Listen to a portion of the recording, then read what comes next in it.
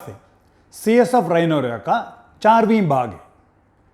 तो first part में हमने देखा है कि CSF राइनोरिया क्या होता है और उसका डेफिनेशन और साइनस एनाटॉमी स्ट्रक्चर उसका क्या है और ब्रेन के साथ क्या रिलेशनशिप है, स्ट्रक्चरल रिलेशनशिप क्या है और CSF राइनोरिया का कॉज क्या है, इटियोलॉजी, ये देखे थे हम और साइड्स भी।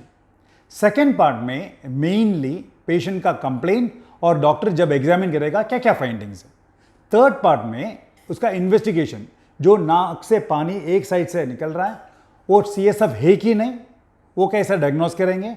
उसके बाद अगर जो वो रिपोर्ट पॉजिटिव आया, CSF बोल के पॉजिटिव आया, तो इमेजिंग करके वो कहाँ से लीक हो रहा है और साइट कितना बड़ा है, ये हमने देखे थे थर्ड पार्ट में। पार्ट 4 में ये भाग में हम उसका ट्रीटमेंट देखेंगे। तो ट्रीटमेंट जो है कंजर्वेटिव ट्रीटमेंट हो सकता है, नहीं तो सर्जिकल मैनेजमेंट हो सकता है।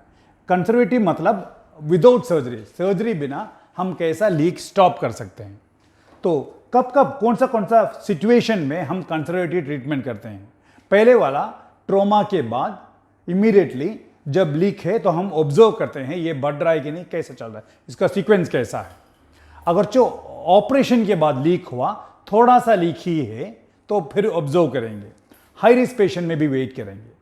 अगर जो पेशेंट को हवा नाक से ब्रेन में चला गया और उसका सेकेंडरी इफेक्ट है तो इमीडिएट ऑपरेशन करना पड़ेगा, उसे हम कंजर्वेटिव ट्रीटमेंट नहीं कर सकते। ऐसा ही अगर जो ट्रॉमा हिस्ट्री के बाद बार बार ब्रेन का कवरिंग में इन्फेक्शन आ रहा है तो भी हम कंजर्वेटिव नहीं करेंगे, इमीडिएटली पेशेंट को सर्जरी के लिए लेना चाहिए। वैसा ही परसिस्टेंट लीक है तो भी। अभी कंजर्वेटिव मैनेजमेंट, इसमें पेशेंट को एडवाइस दिया जाएगा कि कंप्लीट बेड रेस्ट चाहिए, सिर्फ रेस्टरूम जाना है, वापस आना है, और जब बेड रेस्ट में है बेड का head and elevation 30 to 45 degrees होना चाहिए, और आपको coughing, sneezing, sniffing, nose blowing ये सब कंप्लीटली अवॉइड करना चाहिए। कि कुछ भी तरीके का जो बॉडी स्ट्रेन बढ़ता है वो सो भी अवॉइड करना है। जैसे कि आपको कॉन्स्टिपेटेड है, मोशन नहीं जा रहा है, स्ट्रेन करना पड़ता है, वो भी अवॉइड करना है। शर्ट और जो भी कपड़ा पहन रहे हैं उसका नेक कॉलर टाइट नहीं रहना चाहिए, लूज रहना चाहिए। यदि सपोज कॉन्स्टिपेटेड है तो आपको दवाई मिलेगा, वो सिर्फ आपको 1 नहीं तो 2 बार 1 दिन में लेना पड़ेगा। साथ साथ में अगर जो ऐसा ही 3-4 दिन में कम नहीं हो रहा है, थोड़ा बढ़ रहा है, तो शायद न्यूरोलॉजिस्ट आके आपका लंबा ड्रेन, पीठ की हड्डी से थोड़ा पानी निकालेंगे 3-4 दिन के लिए, एक फिक्सेड क्वांटिटी। और CSF का क्वांटिटी बढ़ना नहीं चाहिए, इसलिए कम प्रोडक्शन के लिए एक टैबलेट में मिलेगा दिन में 1 बार। ऐसा करते हैं कंजर्वेटिव मैनेजमेंट।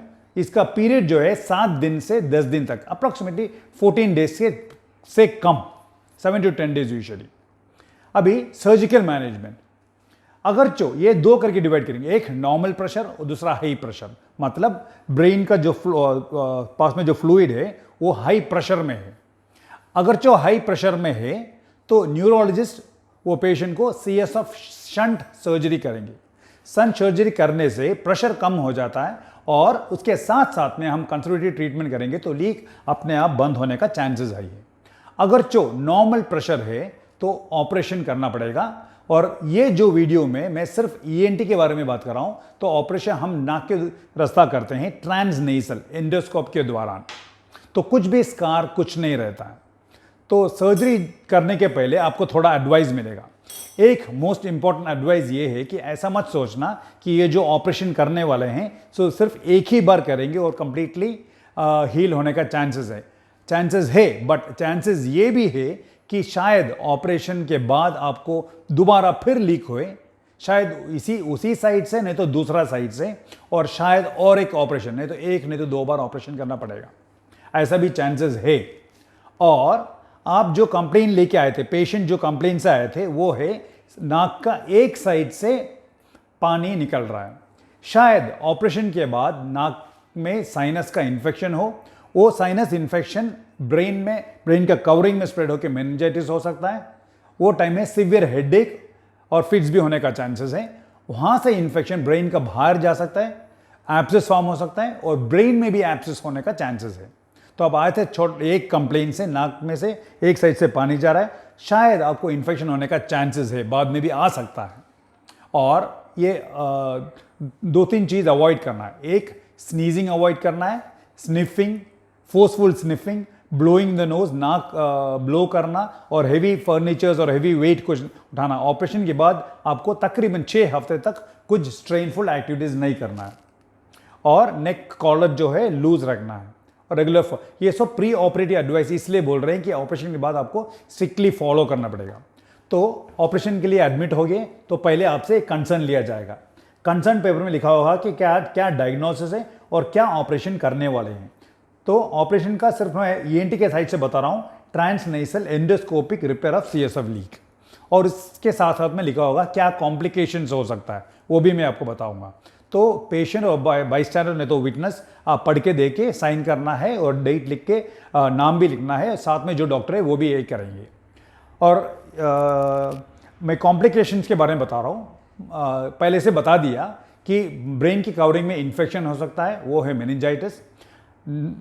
हवा ब्रेन में जाके सेकेंडरी इफेक्ट हो सकता है, वो pneumocephalus. Brain abscess, epidural abscess, subdural abscess, ये सब एक्सेस पीप जमने का चांस है ब्रेन का डिफरेंट पोजीशंस में। और ऑपरेशन के द्वारा नाक से ब्लीडिंग ब्रेन के अंदर भी जा सकता है। ये है कॉमन कॉम्प्लिकेशंस।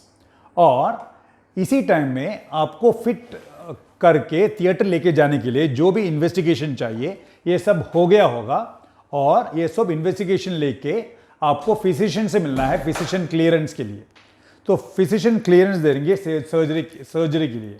और इस क्लियरेंस के साथ आपको एनेस्थेटिस्ट से मिलना है। एनेस्थेटिस्ट आपको कुछ पॉइंट समझाएंगे और आपका एनेस्थीसिया क्लियरेंस भी हो जाएगा।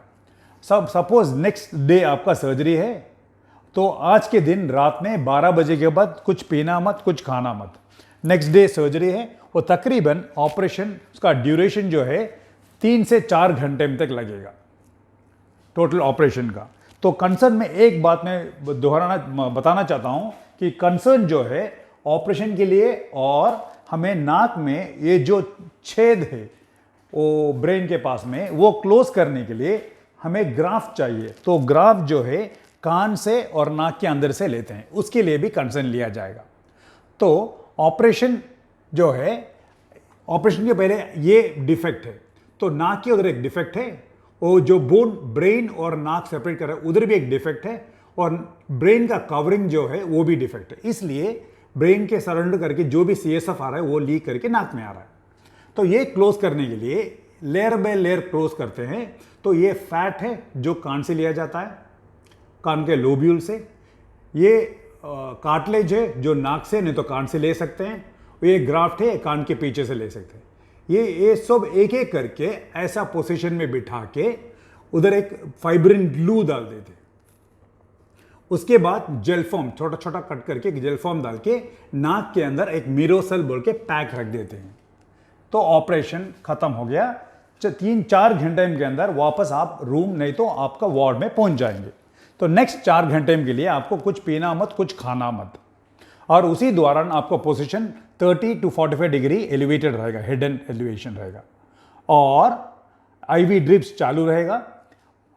स्टाफ नर्स आपका वाइटल्स चेक करती रहेगी, टेम्परेचर भी, और छोटा मोटा कंप्लेंट्स रहेगा जैसे कि हेडेक, फेशियल पेन, जिस साइड में ऑपरेट किए हैं उस साइड में नाक से पानी जाना।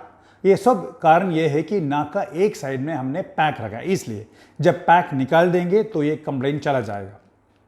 तो इसी दौरान इसी टाइम में एक स्टेरॉइड का एक इंजेक्शन लेने का चांस है। और 4 घंटे के बाद पहले पानी दिया जाएगा पानी पीने के लिए, और वॉमिट ऐसा कुछ नहीं हुआ तो उस दिन लिक्विड फूड। साथ साथ में अगर जो मोशन टाइट है ऐसा कुछ कंप्लेन है पहले से ही तो सिर्फ लैक्टुलोज मिलेगा, एक दिन में 2-3 बार लेना पड़ेगा। और पहले से बता दिया है कि आपको स्नीजिंग, स्ट्रेनिंग, कॉफिंग ऐसा सब अवॉइड करना है, स्ट्रिक्ट बेड रेस्ट पे रहना है। अभी ये जो पैक है हाँ वो निकालते हैं अप्रॉक्सीमेटली 5 नहीं तो 7 दिन के बाद। उसी टाइम तक आप हॉस्पिटल में रहना है, आईवी एंटीबायोटिक चालू रहेगा, और साथ साथ में पेन किलर्स भी। जो पैक निकालने के उस दिन सुबह में सलाइन और एंटीबायोटिक मिक्स करके पैक के अंदर हम इंजेक्ट करते हैं, आपको दर्द नहीं होगा। तो जब इंजेक्ट करेंगे तो वो पैक सॉफ्ट हो जाएगा ताकि हमें निकालने आसान रहे, आपको भी डिस्कम्फर्ट नहीं रहेगा। तो निकालने के टाइम में आपको सांस, मुंह खोल के सांस लेंगे तो धीरे धीरे तो पैक थोड़ा थोड़ा करके निकाल देंगे। तो पैक जो है मैं रिपीट कर रहा हूँ, 5 नहीं तो 7 दिन के बाद। जब भी हम नाक का और भी कुछ भी ऑपरेशन करते हैं, जैसा कि नाक की हड्डी सीधा कर रहे हैं, नहीं तो साइनस का ऑपरेशन कर रहे हैं, उस सिचुएशन में हम सिर्फ 1 दिन के लिए पैक रखते हैं। बट जब CSF राइनोरिया का लीक का रिपेयर होता है इस टाइम में 5 से 7 दिन तक पैक रहेगा। उसके बाद भी 1-2 दिन आपको हॉस्पिटल में रहना है, और उसके बाद जब डिस्चार्ज होंगे आपका एडवाइस रहेगा कि एंटीबायोटिक फुल कोर्स लेना है, दर्द है तो पेन किलर्स लेना है, और घर में जाने के बाद भी स्ट्रिक्ट बेड रेस्ट रहना है, जितना हो सकता है बेड रेस्ट करना है, और सोने के टाइम में हेड एंड के साइड में थोड़ा एलिवेटेड होना चाहिए 30 to 45 डिग्रीज, और sneezing, coughing, sniffing, blowing the nose सब अवॉइड करना है। और कुछ हेवी वेट, घर में बैठे हैं इसलिए कुछ काम कर रहे हैं, कुछ सफाई कर रहे हैं, ये सब अवॉइड करना है। सफाई नहीं करना है, आपको सिर्फ बेड रेस्ट लेना है। और मोशन ठीक से जाने के लिए दवाई चाहिए, और हो सकता तो कॉफ़ी अवॉइड करो, ज़्यादा सॉल्ट डाल के खाना मत लेना, कुछ भी नॉर्मल सॉल्ट चलेगा, ज़्यादा नहीं। कॉफ़ी अवॉइड करेंगे तो बेहतर है, और सॉफ्ट सैंड में चलना अवॉइड करो, बेहतर घर में ही रहेंगे तो अच्छा है। ये जो भी इतना भी एडवाइस जो मैंने बताया वो आपको स्ट्रिक्टली 6 वीक्स तक आपको फॉलो करना है। तो आपका फर्स्ट विजिट रहेगा 1 वीक के बाद, उसके बाद नेक्स्ट विजिट रहेगा 3 हफ्ते से 1 मंथ के बाद, ऐसा विजिट बढ़ता जाएगा। उसके बाद भी आप रेगुलर से डॉक्टर से मिलना है एंडोस्कोप करके देखने के लिए।